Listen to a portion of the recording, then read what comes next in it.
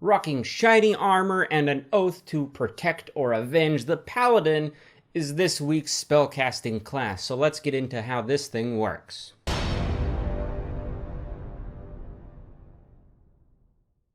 Hey fellow Game Masters, I'm Richard Quiner. Welcome back to the Daily D20, your daily dose of all things tabletop role-playing games, helping you build your world and master your game. And today, it's Spell Slinging Saturday, so again, we're talking about a Spell Slinging class. We're almost out of them, we're almost through the classes and getting back into the spells. But today I want to talk about the Paladin, which is a spellcasting class, but its actual spellcasting is pretty weak compared to others, but it makes up for it by having other abilities that it uses it for its magic. So let's get into this. The Paladin isn't even able to really cast spells until 2nd level, at least not in the traditional sense of spellcasting, but that's fine.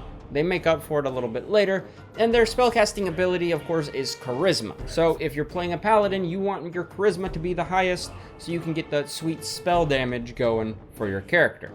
The Paladin's power comes through meditation and prayer, and being connected with the oath that they've made to either protect or avenge or any other sort of oath. There's many different oaths in the Paladin subclasses that all have a different effect on how the Paladin plays. So depending on your oath, that is where you get your magic from.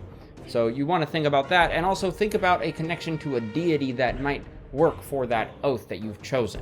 When figuring out the spells for a Paladin, they don't have a spell book like the Wizard, but still, of course, they do have to prepare spells each day that they can cast. Preparing a list of spells comes through prayer and meditation on the Paladin's part, and they can be changed after a long rest. So essentially every day the Paladin can swap out spells, which really comes into play when you need to change things up and add some variety to your spells for utility purposes or for just dealing more damage. You can do that every day. The quantity of spells that a Paladin can have is equal to their Charisma ability score modifier, so the lower number, usually a 3 or a 4 or a 5 even if you're lucky, plus 1/2 of the Paladin's level. So if the Paladin is level 6 and their ability score modifier is a +4, that means 4 plus 3, which is half of the Paladin's level. That means that Paladin can have 7 spells prepared per day that can be used in any of the spell slots the Paladin has available to them. And of course, in the book, there is a grid of how many spell slots at different levels the Paladin has available to them. This is all pretty straightforward spellcasting stuff, and the Paladin's spellcasting abilities is pretty limited. So I don't recommend this if you want to be a very powerful spellcaster. This might not be the class for you. But what really sets the Paladin apart is at 6th level and higher, they begin to be able to use auras. Now, an aura is a passive spell, so it's always on for the Paladin, and it affects everyone in a certain range. Starting at the lower levels, the range is pretty small, so in order to help all your party, everyone has to be pretty close together.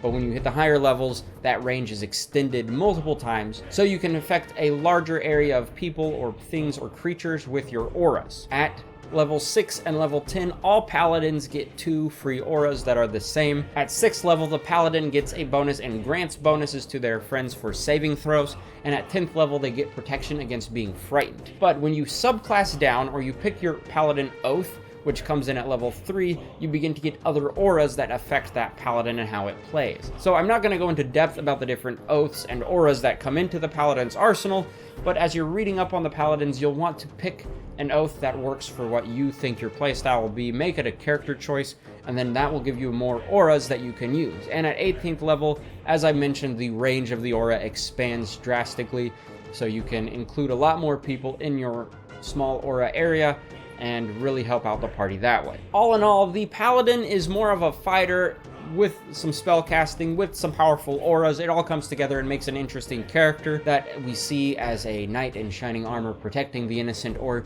raining holy vengeance down on their enemies.